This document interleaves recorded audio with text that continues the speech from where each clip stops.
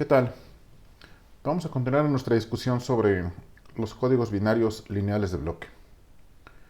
Primero que nada vamos a hacer una breve síntesis de lo que vimos en el video anterior, en donde reiteramos el diagrama bloques de un sistema de comunicaciones digital y entonces insistimos de que ahora en esta parte del curso vamos a estar ubicados en el bloque de la codificación de canal. El bloque de la codificación de fuente produce la información, la comprime a su expresión mínima y entonces hace ingresar esa información al codificador de canal. Para ello entonces mencionamos que es muy importante conocer las características del ruido que afectan a la información. Describimos lo que es el canal binario simétrico con un conjunto de ecuaciones muy sencillas que representan probabilidades condicionales. Mencionamos también la existencia de otros canales, por ejemplo, el canal de borrado que se utiliza para pérdidas en redes inalámbricas, pero evidentemente hay muchos más canales de comunicación que pueden ser caracterizados matemáticamente. Y esto lo mencionamos porque cuando se diseña un código corrector, detector y corrector de errores, es importante conocer las características del canal de comunicaciones, de manera que sepamos de qué manera se presentan los errores en el canal y podemos coger o diseñar un código con base en dichas características. Bien, entonces discutimos el canal binario simétrico para presentar entonces el primer código detector y corrector de errores, que es el código de repetición R3. Evidentemente, pues podemos tener códigos de repetición con más unidades repetidas, el código R5, el código R7, etc. Comenzamos con un código muy sencillo que es el código R3. Vimos que cada símbolo se presenta 3 veces en el canal de comunicaciones. Se decodifica con el algoritmo de la mayoría de votos. Y entonces mostramos algunos ejemplos en donde, pues con base en la secuencia de dígitos enviada, vimos como el código de repetición R3 mejora la probabilidad de error. Es decir, detecta algunos errores, pero no todos. Es capaz de detectar un error en una palabra de 3 bits. Con base en ello, entonces, definimos lo que es la tasa del código. Vimos que el código de repetición R3 tiene una tasa o una eficiencia del 33%. La tasa del código está definida como el número de bits de información K entre el número de bits de la palabra de código N. En el caso del código de repetición, esto es un tercio, por eso su eficiencia o su tasa es 33%. Posteriormente vimos los códigos rectangulares que toman el bloque de dígitos de información y lo organizan en renglones y columnas. Entonces se genera una columna de bits de paridad. Los bits de paridad no son otra cosa más que el resultado de la suma módulo 2 de los bits, ya sea del renglón o de la columna. Y con base en ello, pues estos códigos rectangulares son capaces de detectar y corregir hasta un error. Vimos también un ejemplo de ello. Bueno, pues con base en estos dos códigos muy simples, vimos cuál es el principio de los códigos detectores y correctores de errores. Dimos la definición y también mencionamos los objetivos de los códigos detectores y correctores de errores, que tiene que ver con diseñar y construir métodos algebraicos que permitan detectar y corregir errores en el receptor y además que permitan una alta eficiencia y también preferentemente una alta tasa de información en el receptor. Esto pues lo obtenemos siempre y cuando la tasa del código K entre n se acerque o se aproxime a 1. Según el teorema de Shannon, pues teóricamente esto es posible. Y eligiendo bien los códigos detectores y correctores de errores y codificando adecuadamente la fuente, esto podría teóricamente alcanzarse. Bien, entonces presentamos después la clasificación de los códigos detectores y correctores de errores. Para entonces presentar un ejemplo muy sencillo de un código binario de bloque. Y definimos básicamente la condición de linealidad. En esta presentación pues voy a reiterarla y vamos a hacer algunos ejemplos. Con base en ello, en el video anterior vimos un código 7.4 que finalmente lo presentamos como un código de Hamming. Dijimos que un código sistemático también es aquel en donde en las palabras de código aparece en claro la secuencia de dígitos de información. Al presentar los códigos de Hamming, pues describimos un método basado en conjuntos que nos permite obtener los bits de paridad o de redundancia. Fue un ejemplo sencillo de un código 7.4 en donde, como sus parámetros lo dicen, el tamaño de las palabras de código era de 7 bits y el tamaño de los dígitos de información era de 4 bits. Pues bien, entonces en el video anterior plasmamos las ideas generales de los códigos detectores y correctores de errores y ahora vamos a continuar con esta temática. Para ello, mencionar que todas las operaciones de suma que vamos a realizar en este curso son sumas módulo 2, porque vamos a trabajar, como diremos, sobre campos binarios. Un breve recordatorio pues no va a estar de más. Vamos a considerar dos variables, A y B, dos variables binarias. Si son binarias, entonces significa que A puede asumir el valor de 0 o bien de 1, solamente. Lo mismo para B, si es una variable binaria, entonces puede asumir el valor 0 o bien el valor 1. Vamos a recordar qué significa la suma módulo 2 o en operaciones lógicas qué significa la operación XOR entre A y B. Vamos a poner también aquí que pues, el operador XOR o de suma módulo 2 se representa así, como un más y alrededor tiene el círculo. Aquí vamos a poner los valores que puede asumir A, o bien es 0 o bien es 1. Y también vamos a poner en la columna los valores que pueda asumir B, o bien es 0 o bien es 1. Entonces comencemos aquí el razonamiento. 0 más 0, con la suma tal y cual la conocemos, 0 más 0 es 0. 0 más 1, con la suma tal cual la conocemos, 0 más 1 es 1. Y ahora tomamos 1 con 0, 1 más 0 es 1, todos lo sabemos. Y entonces en la suma tradicional sabemos que 1 más 1 es 2. Pero en este caso no tenemos el 2 como opción. Los únicos resultados posibles son 0 y 1. Entonces 1 más 1 es 0. Esta es la tabla que se conoce como tabla de verdad de la operación XOR o bien la tabla de la suma módulo 2. Veremos más adelante, a partir de la semana 5, cómo se especifica esto en términos de una estructura algebraica que se llama campos. Pues bien, tomemos esto como referencia o como recordatorio para saber cómo vamos a operar la suma en este curso, la suma módulo 2. Y entonces retomemos la discusión de códigos lineales de bloque. Vamos a retomar el código anterior, el código 7.4, entonces vamos a ponerlo como ejemplo, un código NK binario lineal de bloque, como lo llamaremos, pues nos produce palabras de código, como las llamamos, de tamaño 7 bits, y en esos 7 bits vienen 4 bits de información, como le dicen estos parámetros. 7 bits de palabra de código y 4 bits del tamaño de la información. Son las palabras que obtuvimos en la clase pasada. Esto no es, pues, ninguna novedad. Y entonces, algo importante a recalcar en los códigos lineales de bloque es que la suma de cualquier par de palabras es otra palabra de código. Estas son las 16 palabras de código posibles en este código 7.4 y entonces esto significa que si tomamos dos de ellas y las sumamos, el resultado va a ser otra palabra dentro de este mismo conjunto de 16 palabras. Vamos a ver. Tomemos la palabra 1, 3 ceros y 1, 1, 0. Es decir, esta palabra.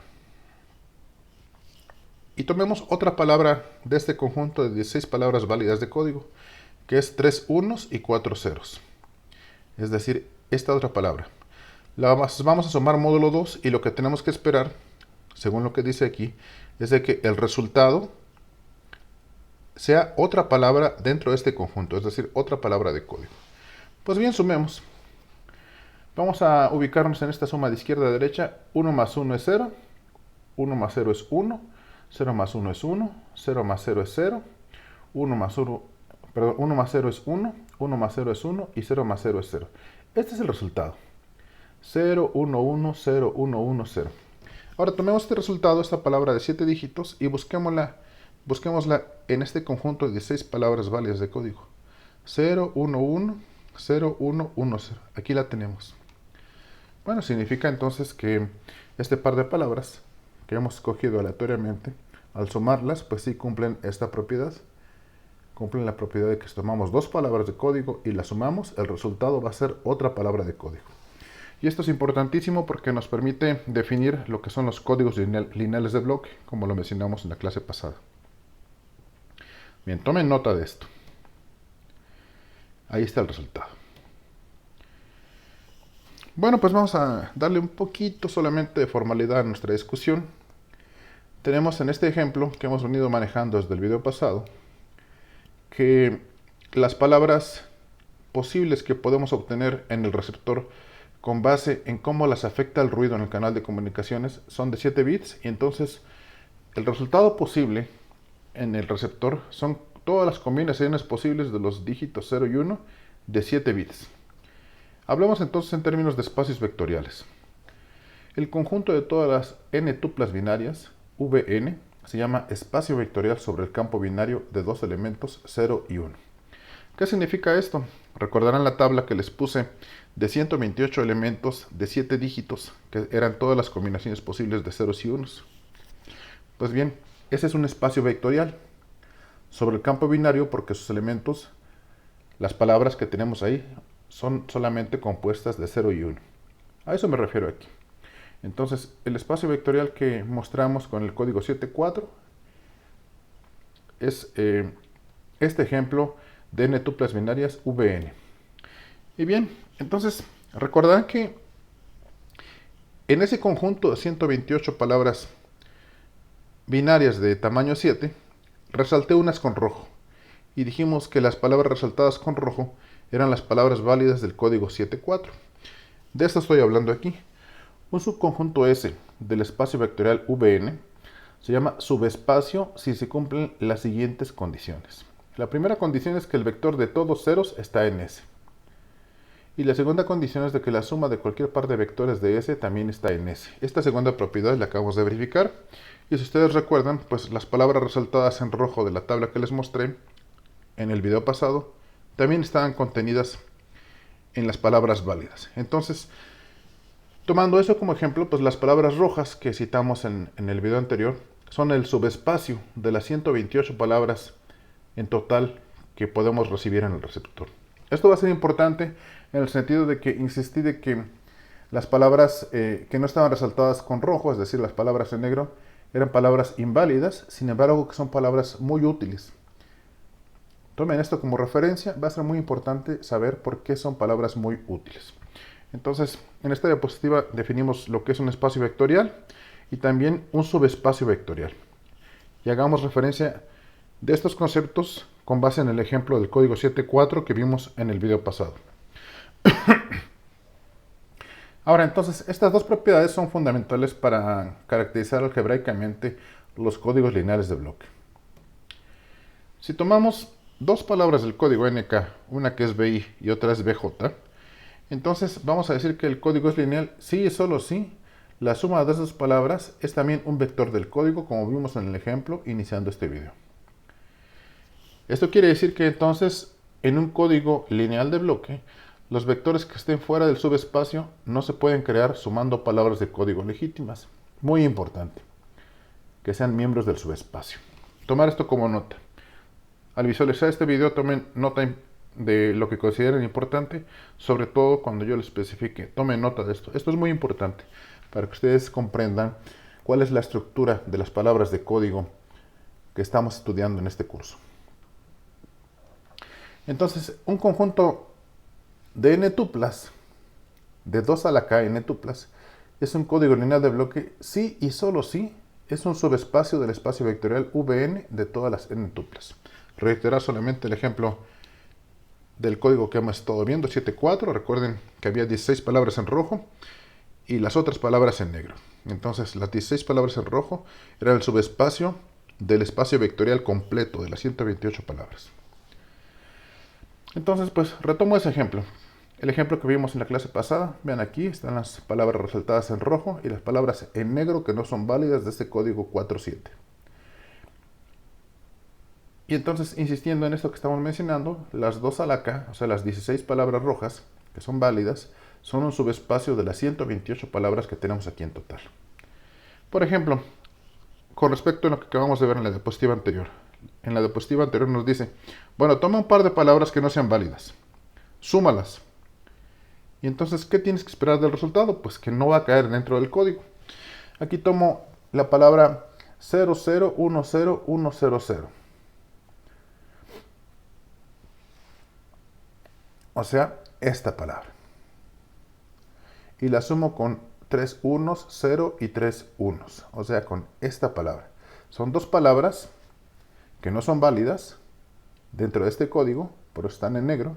Las voy a sumar. ¿Qué nos dice la propiedad anterior? Que si la sumo, no puedo esperar que el resultado caiga dentro del subespacio vectorial, es decir, dentro de las palabras válidas. Hagamos la suma. Bien, pues vamos a ver. Vamos a hacerlo de izquierda a derecha. 0 más 1 es 1. 0 más 1 es 1. 1 más 1 es 0. 0 más 0 es 0. 1 más 1 es 0. 0 más 1 es 1. Y 0 más 1 es 1. ¿Qué tenemos como resultado?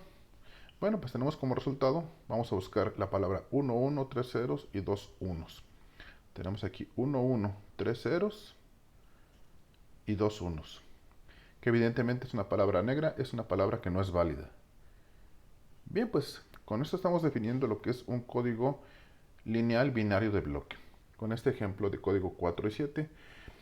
Y ya vimos cómo se obtienen los bits de paridad en el video de la ocasión anterior. Entonces, esta es una palabra que no es válida, como vemos, es una palabra negra. Esto que les acabo de mostrar también puede visualizarse generalmente como lo ilustro aquí en esta figura. Tenemos 2 a la k n tuplas, o sea, en el ejemplo anterior, estas 2 a la k es 16, que constituyen el subespacio de palabras de código, las palabras que sí son válidas. Sin embargo, debido al ruido en el canal, pues es palabras de tamaño n bits, son 2 a la n tuplas, que constituyen el espacio vectorial completo. Entonces, en este punto estamos en la discusión de ver de que, aunque la palabra tenga n bits, solamente un subespacio de todas esas combinaciones van a ser válidas para el código de nuestro interés. Y he insistido que las palabras que son inválidas van a ser muy útiles para la decodificación. Continuemos con este tema. Pues la fuente de información, es decir, la salida del codificador de fuente, es una larga secuencia de dígitos. Y esto se puede aplicar tanto para las comunicaciones o para el almacenamiento o inclusive para la criptografía. Por ejemplo, aquí tenemos una larga secuencia de, si cuento bien o si recuerdo bien cuántos bits puse, creo que son 38 dígitos. Estos dígitos ingresan al codificador de canal. Y con base en el sistema de comunicaciones, cómo se organizan estos dígitos, pues lo que nos va a interesar es de que esta secuencia se segmenta en bloques de tamaño k, los bits de información. Por ejemplo, pues la información es un vector u, como lo hemos venido denotando, de tamaño k.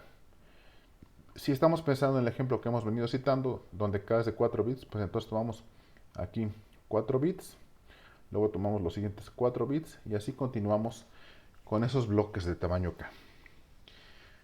Lo que necesitamos entonces para producir la palabra de código es una función de codificación, lo que hicimos en el video pasado con el código de Hamming. Vimos cómo combinábamos los bits de información para producir los bits de paridad, es decir, los bits de redundancia.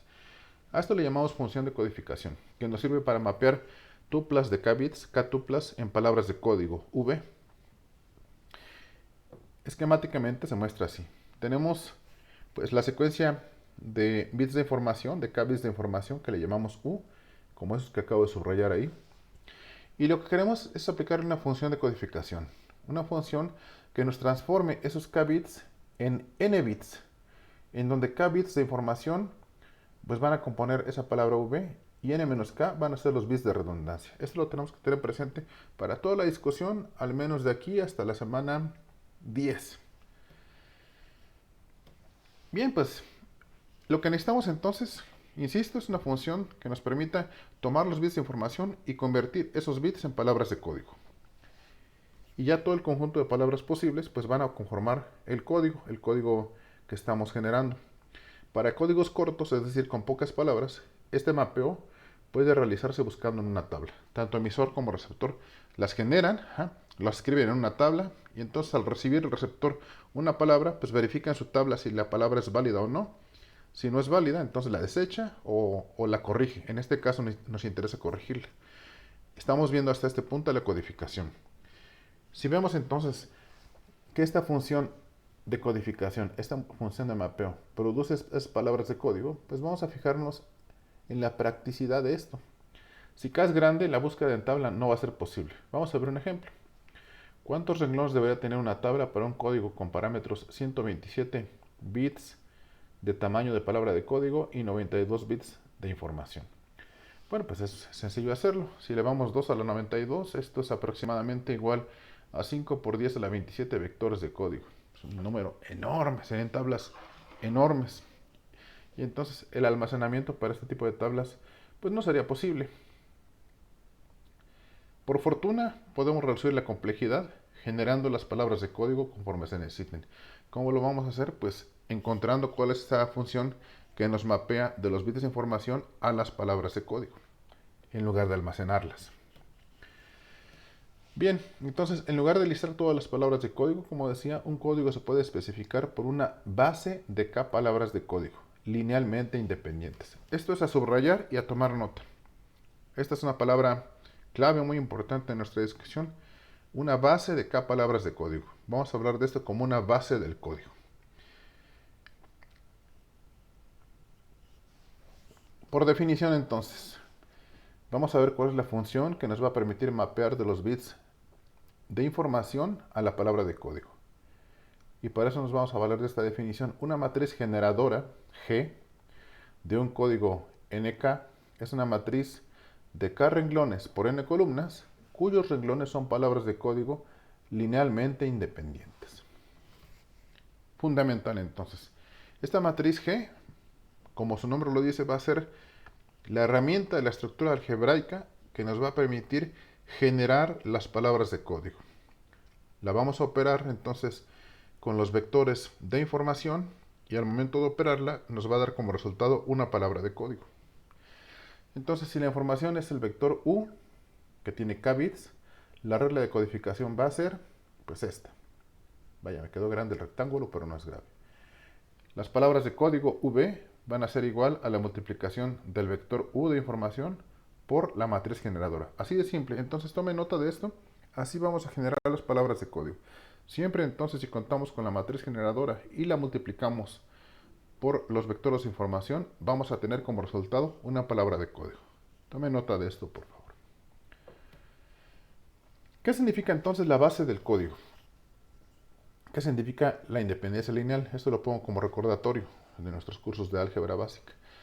Dado un conjunto de vectores con el mismo número de elementos, se dice que son linealmente independientes si ninguno de ellos puede obtenerse como una combinación lineal de los otros.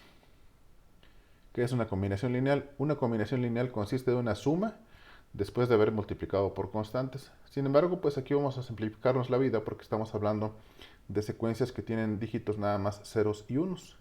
Es un campo binario. Ya estoy mencionando la palabra clave campo sin aún definirla porque va a ser la siguiente parte del curso. Vamos a comenzar a familiarizarnos con esto. En un campo binario, esta operación se reduce a una simple XOR, es decir, a una simple suma. Tomen esta definición como recordatorio, si es que quieren tomar nota adelante. Y si no, pues si lo tenemos claro que es la independencia lineal, bueno, magnífico.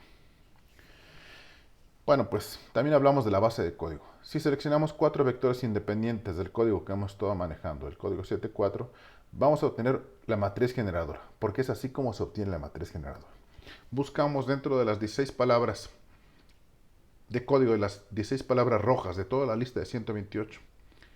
Y entonces escogemos entre ellas 4 vectores independientes. Es decir, ahí los pongo. 4 vectores, 4 palabras de 7 bits, que entre ellas, al sumarlas entre ellas, no se obtenga ninguna de las otras que están en ese conjunto de 4 palabras. Eso es lo que quiero decir. Ahí tengo los 4 vectores independientes. Y convenientemente los acomodo de esa manera. Ahorita vamos a ver por qué digo convenientemente. Ahí tenemos una matriz generadora del código 7.4 que hemos venido manejando. Entonces, este mismo código también puede describirse con diferentes matrices generadoras o bases. Este conjunto de 4 vectores de 7 bits de este código 7.4 es una base para este código, porque son 4 vectores independientes. Y aquí digo que podemos tener diferentes matrices generadoras si encontramos otros 4 vectores de 7 bits que sean linealmente independientes. Como ejemplo, pues voy a poner aquí otra matriz generadora. Vean ustedes, estos son otros 4 vectores independientes que generan exactamente el mismo código. Entonces, insisto aquí que normalmente tomamos una que sea conveniente para nuestro propósito. Entonces, esta matriz generadora, nos va a permitir dar una especificación de una codificación particular de la información. En la diapositiva pasada, pues puse 2 ejemplos de matrices generadoras para el mismo código. Si realizamos operaciones, como lo sabemos de nuestros cursos básicos de álgebra lineal, realizar operaciones entre renglones de la matriz no cambia el código, pero la G modificada, en el ejemplo anterior puse 2 Gs distintas, van a representar un mapeo diferente para la codificación. Entonces, recordamos también que un código en forma sistemática es aquel en el cual las palabras de código contienen a la información en claro. Entonces, para obtener un código en forma sistemática, la expresión que nos permite obtenerlo es si tenemos una matriz generadora que tiene esta estructura.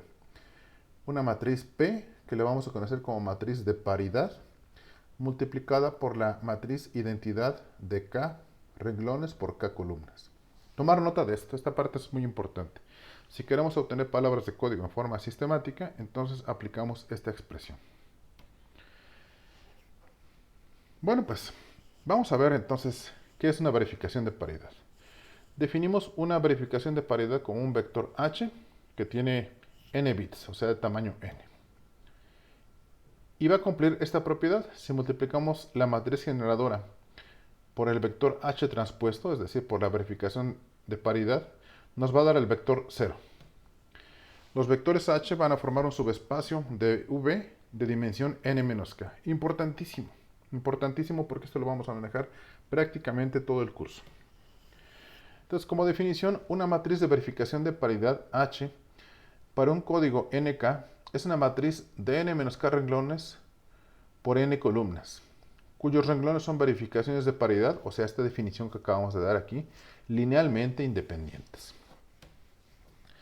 Si G es entonces una matriz generadora para el código y H es una matriz de verificación de paridad, estas dos matrices nos van a permitir definir un código unívocamente.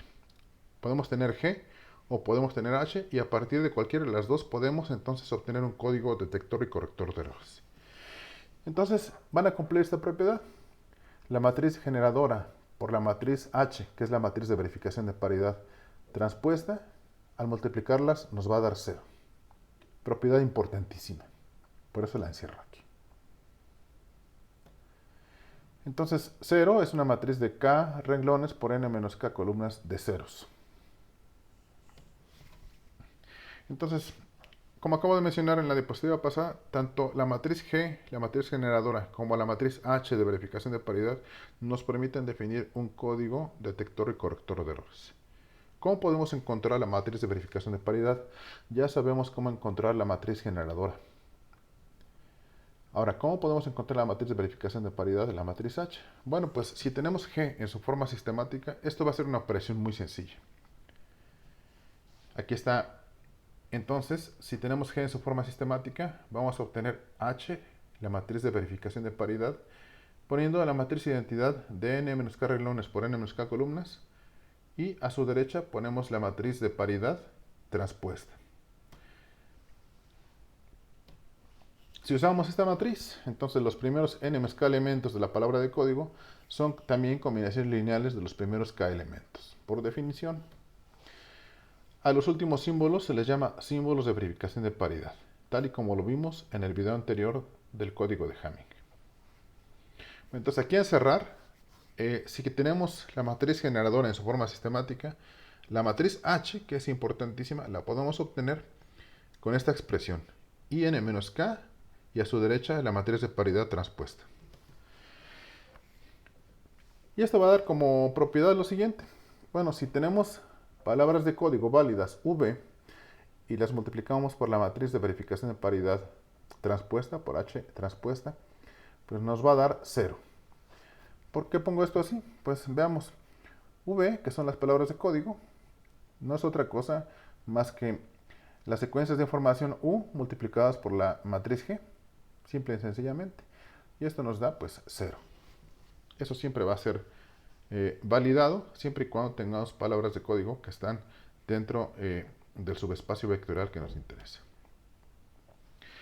Ahora definamos este concepto importantísimo en los códigos detectores y correctores de errores. Es el concepto de síndrome. El síndrome en términos médicos pues también tiene que ver con un conjunto de síntomas que presenta algún paciente. Cuando llegamos con el médico, pues el médico nos pregunta qué es lo que nos pasa y nosotros normalmente le decimos cuáles son nuestros síntomas, cuál es el síndrome del cual sufrimos. Aquí entonces es algo similar cuando estamos del lado receptor y el bloque receptor está recibiendo palabras de tamaño n. Si las palabras de tamaño n están dentro del subespacio vectorial que nos interesa, en nuestro ejemplo, por ejemplo, palabras rojas, entonces esas palabras no tienen ningún síntoma, no tienen ningún síndrome. Su síndrome es 0. Sin embargo, si recibimos cualquiera de las palabras que no sean rojas en el ejemplo, o sea, como las palabras negras, ellas tienen algo que les pasó, algún síntoma, algún síndrome. A eso se refiere este concepto. Entonces, si tenemos a H, que es una matriz de verificación de paridad de un código NK, y tenemos a R, que es el vector recibido, entonces el síndrome, que vamos a denotarlo aquí por sin dr, va a estar dado por el vector que recibimos, que es R, y lo vamos a multiplicar por H transpuesta. Entonces, si estamos recibiendo palabras de tamaño n y las multiplicamos por la matriz H transpuesta, vamos a saber si algo les pasa a esas palabras. Si desglosamos esta operación, el vector recibido no es otra cosa más que el vector que enviamos V sumado con el error que lo afectó en el canal de comunicaciones. Si lo separamos, pues entonces V por H transpuesta, aquí lo tenemos, y el error por H transpuesta, que acá lo tenemos. Y esto nos da como resultado el error por H transpuesta. ¿Por qué? Pues porque, bueno, aquí me quedó mal la línea, pero lo que estoy queriendo decir es que tachamos esta, porque V por H transpuesta es igual a 0.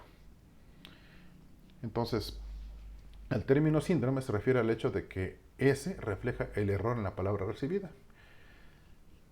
Una palabra de código válida no va a contribuir al síndrome. ¿Qué significa? Que si le sacamos el síndrome a una palabra válida, el síndrome va a ser igual a 0, no le pasa nada.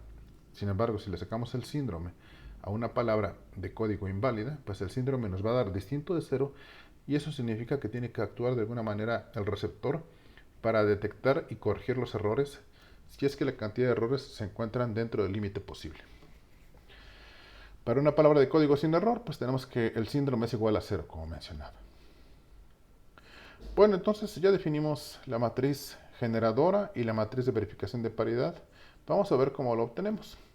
¿Cuál es la matriz de verificación de paridad H para el código 7.4 que hemos venido manejando? Sabemos que la matriz generadora en su forma sistemática es la matriz de identidad de 4x4 y a su derecha la matriz de paridad.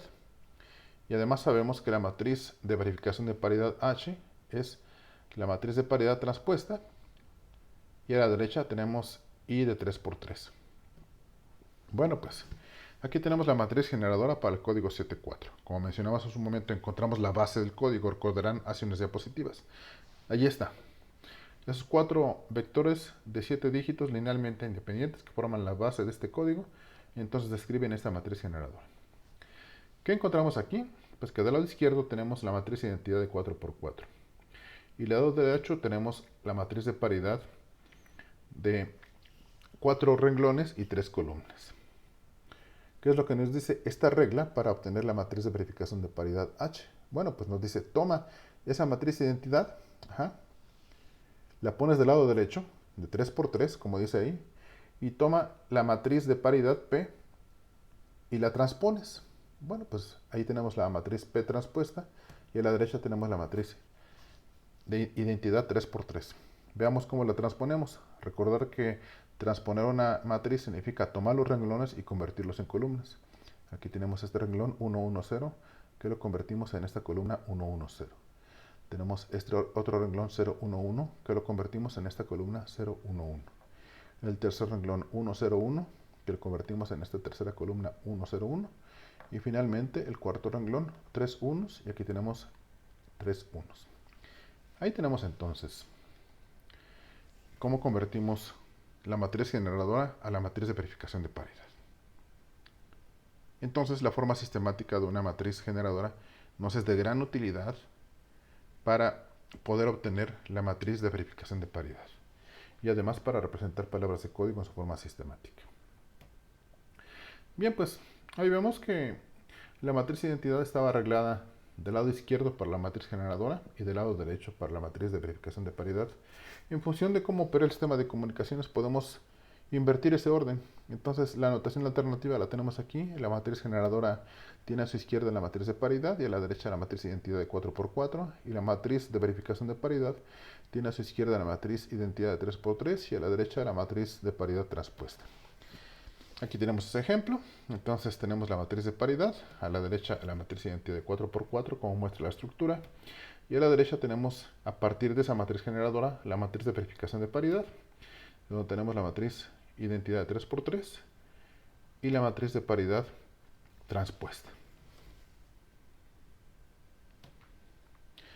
Ahora les voy a mostrar cómo utilizar herramientas de cálculo numérico como Octave y MATLAB para hacer estas mismas operaciones. Vamos a ver cómo obtener palabras de código a partir de los parámetros del mismo. Ahí le pongo n igual a 7, k igual a 4, que es el código que estamos manejando como ejemplo. Le digo a Octave, aquí estoy utilizando Octave, que cargue el paquete de comunicaciones. Y entonces voy a definir la matriz generadora. La matriz generadora la voy a escribir ahí bit por bit y renglón por renglón.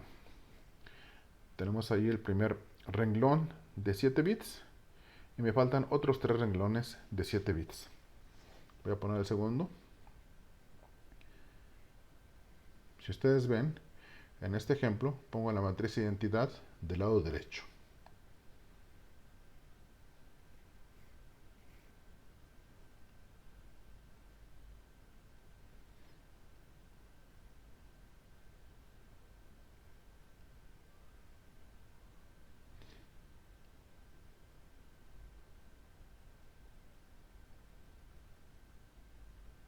Listo, ya está completa la matriz generadora. Entonces, ahora voy a llamar a una función para poder obtener las palabras de código.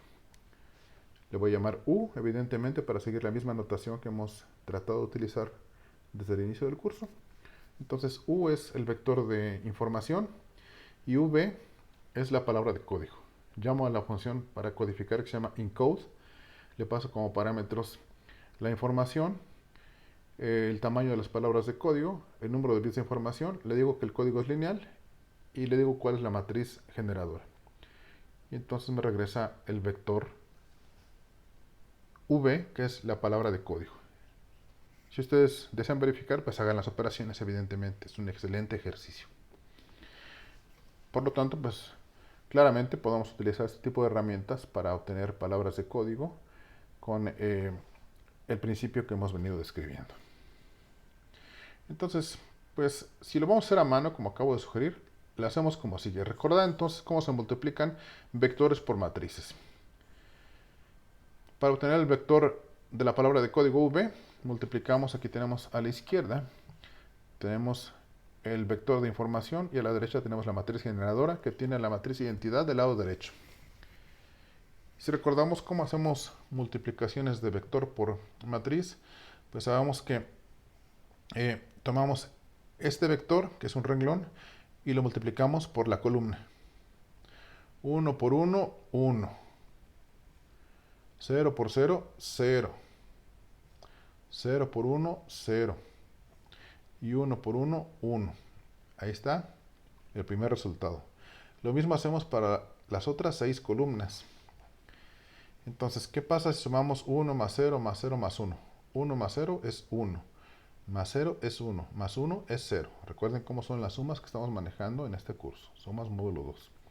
Lo mismo para el resto. Esto parece bastante tedioso. Sin embargo, aprovechando que estamos trabajando, operando sobre campos binarios, sobre elementos binarios, esta operación se puede simplificar ampliamente. Si tenemos del lado izquierdo que solamente el primero y el cuarto bit están encendidos, es decir, valen 1, cuando lo multiplicamos por la matriz de la derecha, significa simplemente que tenemos que operar la suma de este primer renglón con este último renglón. Aquí nos dice el primero con el cuarto. Entonces tenemos el primer renglón con el cuarto. El primer bit en la palabra de información está encendido y el cuarto. Los otros dos no. Significa que tenemos que sumar el primer renglón con el cuarto renglón. Y si lo hacemos, vemos 1 más 1 es 0. 1 más 0 es 1. 0 más 1 es 1. 1 más 0 es 1. 0 más 0 es 0. 0 más 0 es 0. Y 0 más 1 es 1. Veamos entonces cuánto nos simplifica la vida que estamos trabajando con este tipo de campos, con operaciones binarias. Magnífico. En lugar de hacer la operación que tenemos en la matriz intermedia, pues solamente hacemos operaciones de sumas entre renglones con base en qué bits tenemos encendidos en la secuencia de dígitos de información. Tomar nota de esto. Aquí estamos entonces codificando la secuencia de información 1001 y obteniendo la palabra de código correspondiente. Lo mismo haríamos para las otras 15 palabras de código. Ahora voy a citar dos conceptos importantísimos en la teoría de códigos correctores de errores. El primero se llama distancia mínima y el segundo peso mínimo. Aquí en este video voy a describir solamente la definición, qué significan, y en el siguiente video voy a discutir la importancia del concepto de distancia mínima, cómo se interpreta y cómo lo interpretó Hamming en su propuesta original, que es la distancia mínima que lleva su nombre, la distancia mínima de Hamming.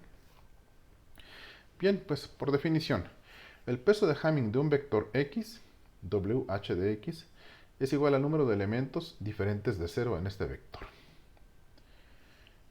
También lo que queremos o lo que quisiéramos es poder corregir todos los patrones de errores que tengan un peso menor o igual a la letra t o a la literal t para algún valor dado. Por definición, un código es corrector de t errores si para cualquier par de palabras bi diferente de bj, o sea, para cualquier par de palabras distintas, y para cualquier par de patrón de errores e1 y e2 de peso menor o igual que t, tenemos que si tenemos la primera palabra y le sumamos el primer error, y tenemos la segunda palabra y le sumamos el segundo error, estos resultados sean distintos. Entonces, ya que definimos el peso de una palabra, que es el número de bits que están encendidos en la misma, pues vamos a ver. Tenemos el código 7.4 que hemos venido manejando como ejemplos del video pasado.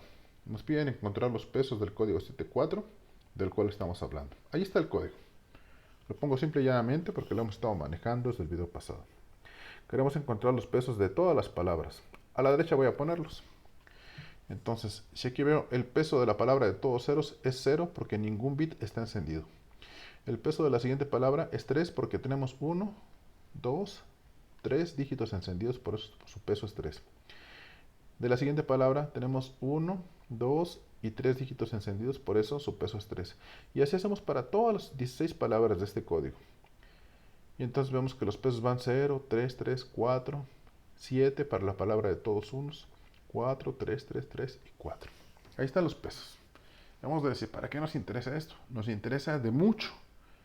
Vamos a ver por qué. Entonces, que quede claro qué es el peso de una palabra. El peso de una palabra es igual al número de dígitos que están encendidos, es decir, que están puestos en 1. Ahora vamos a relacionar esto con el concepto de distancia mínima. Recordar que para el siguiente video vamos a ilustrar geométricamente la importancia del concepto de distancia mínima. Entonces, me quedó un poco desacomodado, pero no es grave. La distancia de Hamming entre dos vectores, x y y, que la anotamos ahí por dh entre x y y, es el número de posiciones en las que difieren. Es decir, vamos a tomar dos palabras del código válidas, vemos cuáles son las posiciones en las que difieren y esa es la distancia entre ellas. Vamos a anotarlo así, vamos a poner tres propiedades de la distancia mínima. Si tomamos dos palabras del código y encontramos la distancia entre ellas, esta va a ser igual a 0 si y solo si es la misma palabra. Si tenemos dos palabras distintas, pues va a ser lo mismo la distancia entre x y y que la distancia entre y y x. De igual manera, si tenemos tres palabras x, y, z y encontramos la distancia entre x y y también la distancia entre x y z, y si esto cumple que la distancia entre x y y sea menor o igual que la distancia entre x y z, bueno, pues va a ser menor o igual que la suma Y esto corresponde pues a cualquier concepto de distancia euclidiana que conozcamos. Por eso voy a poner esto aquí. La distancia de Hamming va a satisfacer las propiedades usuales de una distancia, como las distancias euclidianas. Si dibujamos un triángulo, pues podemos pensar en esto mismo. A esta tercera propiedad se le conoce como la desigualdad del triángulo. Entonces, la distancia mínima de un código es la distancia mínima de Hamming entre cada par de palabras diferentes de código. En el ejemplo que hemos venido manejando tenemos 16 palabras. Entonces vamos a fijarnos en una palabra y vemos cuál es su distancia con respecto a las otras 15. Luego tomamos la siguiente y hacemos lo mismo. Nos fijamos cuál es la distancia entre ella y las otras 15. Y así hacemos lo mismo para todas las 16 palabras del código. Suena tedioso, ¿no? Entonces, la distancia mínima puede calcularse, como acabo de mencionar, comparando todos los pares de palabras de código. Tedioso. Este lema dice, en un código NK, la distancia mínima es igual al peso mínimo de una palabra de código diferente de cero. Esto es importantísimo a tomar nota. Tiene que quedarnos claro esto. Si conocemos cuál es el peso de todas las palabras de un código, como lo que vamos a hacer hace un par de diapositivas, entonces eso nos va a servir para determinar la distancia mínima de un código. Y este teorema dice que un código NK es capaz de corregir t errores si y solo si la t es menor que la distancia entre dos. O bien, esta expresión que también es a tomar nota, la cantidad de errores que un código puede corregir es la distancia mínima menos 1 dividida por 2. Y esto lo redondeamos al entero menor, la operación piso, como se le llama en español, o floor en inglés. Esta diapositiva es importantísima, la vamos a utilizar para el razonamiento que vamos a utilizar el resto del trimestre. Bien, pues evidentemente tenemos que hacer un ejemplo. Distancia mínima de Hamming. Nos piden encontrar la distancia mínima del código 7.4 que hemos venido manejando. Ahí tenemos el código. ¿Cómo encontramos la distancia mínima? Pues dijimos inicialmente, nos fijamos en una palabra y encontramos su distancia del resto de las demás. Tomamos, por ejemplo, la segunda. Vemos en cuántos bits difiere. El primer bit es un 1. Entonces ahí no difiere. El segundo bit es un 0. Entonces ahí tenemos la primera diferencia. El tercer bit es un 0, no difiere porque también es un 0. El cuarto bit es un 0, ahí sí difiere. El quinto es un 1, ahí también difiere. El sexto es un 1, ahí no difiere. Y el séptimo es un 0. Entonces, ¿cuál es la distancia entre ese par de palabras? Es 3. Bueno, ya hicimos una, nos faltan otras 14. Hacemos lo mismo ahí entre ese par de palabras, vemos que la distancia es 3. Entre ese par de palabras la distancia es 4. Y lo mismo tenemos que hacer para todos los pares posibles. Es extremadamente tedioso. Entonces, hacerlo palabra por palabra sería muy ineficiente. Sin embargo, podemos usar el lema anterior. El lema anterior nos dice que si conocemos los pesos de todas las palabras del código, bueno, pues encontramos el mínimo de esos pesos. Ya lo hicimos. El mínimo de esos pesos, ¿cuál era? Exceptuando la palabra de todos ceros, el mínimo era 3. Entonces encontramos que la distancia mínima del código de Hamming 7.4 es de 3. Ahora nos piden encontrar la capacidad de corrección del código 7.4. Ya tenemos que la capacidad de corrección t va a ser igual a la distancia mínima menos 1 entre 2 redondeada al entero más bajo. Ahí tenemos el código. Tenemos que la distancia mínima es 3, como acabamos de determinarlo. Y entonces la capacidad de corrección es igual a la distancia mínima, que es 3, menos 1, que es 2, dividido entre 2, 1. Entonces la capacidad de corrección, este código es capaz de corregir hasta un error en una palabra de 7 bits.